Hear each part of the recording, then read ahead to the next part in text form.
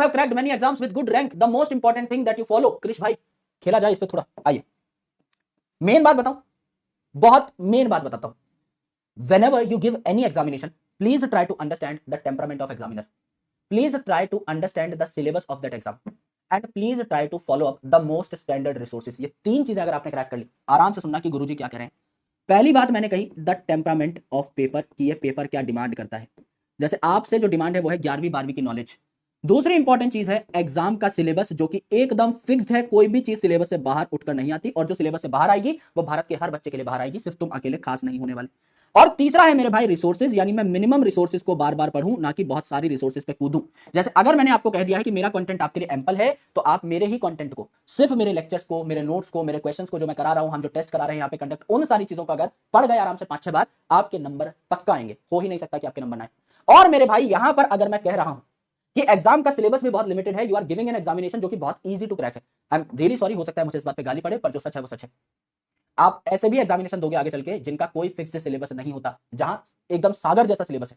आप जो पेपर देने वाले हो, it has very fixed syllabus. Master ये भी बता सकता है कि कौन से टॉपिक से क्वेश्चन आएगा और कौन से टॉपिक से क्वेश्चन नहीं आएगा, और वो सही भी निकलते हैं। मैं आपको एंड में, जब हमारा सिलेबस कंप्लीट हो जाएगा, 1000 क्वेश्चन यूट्यूब पे सॉल्व कराऊंगा, और मैं गारंटी कर रहा हूं 1000 में से 100 क्वेश्चन लड़ेंगे। हर साल लड़ते हैं यार, कोई बहुत बड़ी बात थोड़ी है नीट का पेपर गेस कर देना। आप खुद बताओ यार, मैं इतने सारे क्वेश्चन सॉल्व कराता हूं, आपको नहीं लगता हमारे सारे क्वेश्चन में से पेपर बैठ जाएगा? तो खुद बताओ, एक बार दिल से बताओ, क्या आपको लगता है मैं ऐसे ही हवा में बातें कर देता हूं कि भाई मैं जो पढ़ा रहा हूं उससे पेपर आ जाएगा? क्योंकि पेपर आएगा और कहां से। The things are very limited, the things are very consolidated. मैं तो एग्जैक्टली भी बता सकता हूं मेरे भाई कि कहां से सवाल बैठेगा। मैं शायद उस सवाल का फॉर्मेट गेस ना कर पाऊं, मैं शायद उस सवाल की लैंग्वेज गेस ना कर पाऊं, लेकिन टॉपिक तो मैं गेस करा ही दूंगा। वो टॉपिक तो मैं अच्छे से पढ़ा ही दूंगा मेरे भाई, उस पर 4-5 सवाल तो मैं करा ही दूंगा। उन्हीं स्टेटमेंट से तो कोई ना कोई स्टेटमेंट आपके पेपर में अटकेगी। This is very obvious. So इसमें क्रेडिट लेने की तो कोई चीज ही नहीं है कि मैंने कर दिया। Everyone can do this because there is very consolidated syllabus। कोई भी टीचर आएगा, कोई भी पढ़ाएगा, 1000 सवाल 2000 सवाल लेके आएगा, आराम से पेपर बन जाएगा मेरे भाई। तो यू आर वेरी फॉर्चुनेट कि आप एक एग्जाम दे रहे हो। अब यहां पे आपका जो गेम है वो कहां पर आकर बैठ जाता है मैं बताऊं। यहां पर आपका असली गेम है वो आ जाता है कंसिस्टेंसी पे, रेगुलरिटी पे। सिर्फ ये एक चीज अगर आप क्रैक कर गए, then you are done for this paper. सिर्फ एक चीज, रेगुलरिटी। क्यों? क्योंकि आप में से कई बच्चे ऐसे हैं, आप खुद, आपको बुरा लग जाएगा, मैं माफी चाहता हूं एज अ बड़ा भाई, कई बार हार्श होना मेरे लिए बहुत जरूरी है, आराम से सुनना। कई बार आपको ऐसा लगेगा कि आप खुद की भी बात नहीं सुन पा रहे हो। This is the harsh truth. एक ऐसा शरीर जिसके मालिक हो आप, you own your brain, you own your body. लेकिन आज सुबह अगर आपने सोचा कि आज आप 10 घंटे पढ़ोगे, ऐसी कई रातें होंगी, ऐसे कई दिन होंगे, साल में ऐसे 100 दिन होंगे जब आप खुद की ही बात पे अमल नहीं कर पाते। When you can not commit to what you have thought for yourself. आपने जो सोचा वो आप कर ही नहीं पाए। ऐसा बहुत जेनेरिक लोगों के साथ होता है। जो इस ट्रैप से बाहर निकल गया, जिसको पता है मेरे पैर में दर्द है, मेरे हाथ में दर्द है, मेरे सर में दर्द है, मुझे बुखार है, जो अपनी चीजों को प्लान्ड वे में डेली बेसिस पे, चाहे कम ही पढ़ ले लेकिन डेली बेसिस पे जो is able to show up, जो इस रेगुलरिटी को मेंटेन कर गया, जो इस कंसिस्टेंसी को मेंटेन कर गया, पढ़ तो सारी लेंगे। यहाँ पे कितना बच्चा बैठा हुआ है, एक बार लाल कलर का दिल जो है ना, उसको एक बार ऐसे टैप करो, अभी 50,000 लाल कलर के दिल आपको देखने को मिल जाएंगे। इतना बच्चा बैठा है यहाँ पे, और सबको सेम ही चीज पढ़ा रहा हूं मैं। आपको लगता है सब बच्चों के सेम मार्क्स आएंगे? What is the difference? क्या डिफरेंस है वहां पे? क्योंकि जो बातें हम बताते हैं, जो चीज हम आपसे चाहते हैं कि आप घर जाके करें, वो सब कोई नहीं कर रहा है।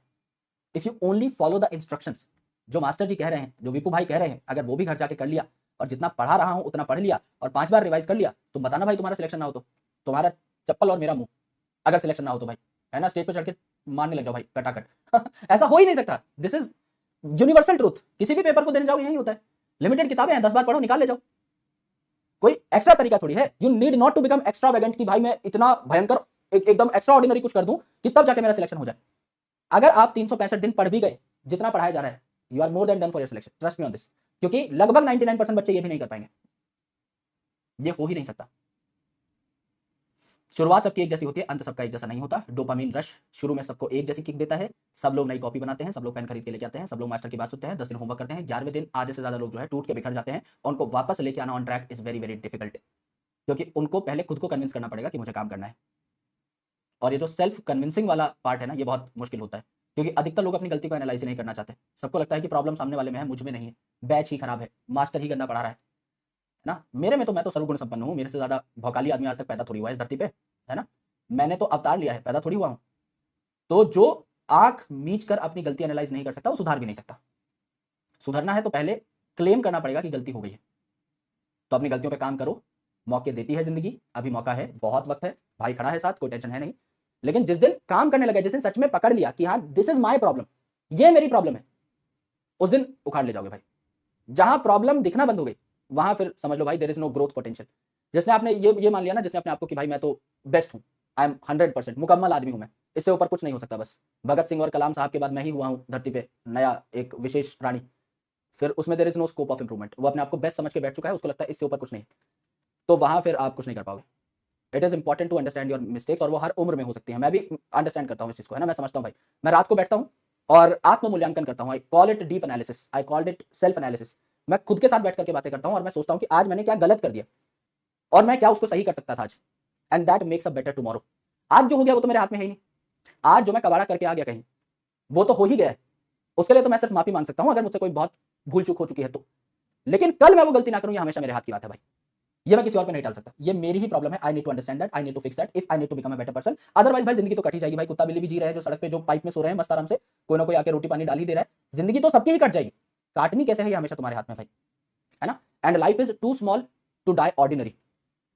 आम आदमी के तरीके से मरने के लिए जीवन बहुत छोटा है मेरे भाई, कुछ खास तो बनना पड़ेगा हमें, है ना। मैं भी लगा हुआ हूँ तुम्हारे सामने, तुम देखते हो मैं you have seen me grinding hard, you have seen me hustle hard all day long. तो ये तुम्हारी भी रिस्पॉन्सिबिलिटी है भाई कि आम जीवन जी के तो ना मरे, कम से कम कुछ तो खास करें, किसी और की नजर में खास बन जाए, है ना। अब तुम मुझसे इतना प्यार करते हो, तुम्हारी नजर में मैं खास हूँ, मेरे लिए यही जीत है।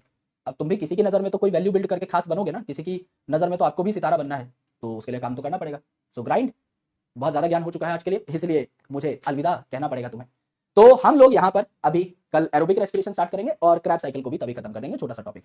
ऑलराइट, अपना ख्याल रखो, बहुत स्ट्रेस नहीं लेना होता, लेकिन कई बार चीजों के ऊपर you need to reflect, you have to take a deep reflection. आराम से बैठ के सोचा करो, जब रात को सो उसे 5-10 मिनट पहले ये सोचो कि आज क्या बेहतर किया जा सकता था, तो आइडिया लग जाएगा। ऑलराइट, स्लो प्रोसेस है, ग्रेजुअल प्रोसेस है, धीरे धीरे चीजें ज्यादा चमकेंगी, धीरे धीरे बेहतर तरीके से समझ में आएंगी, तो आपको आइडिया लगता रहेगा। ऑलराइट, चलो भाई, शनिवार को मुलाकात होगी, अपना ख्याल रखो, पढ़ाई करते रहो। क्रैप साइकिल कंप्लीट करेंगे शनिवार को, मंडे को कंप्लीट करेंगे ईटीएस।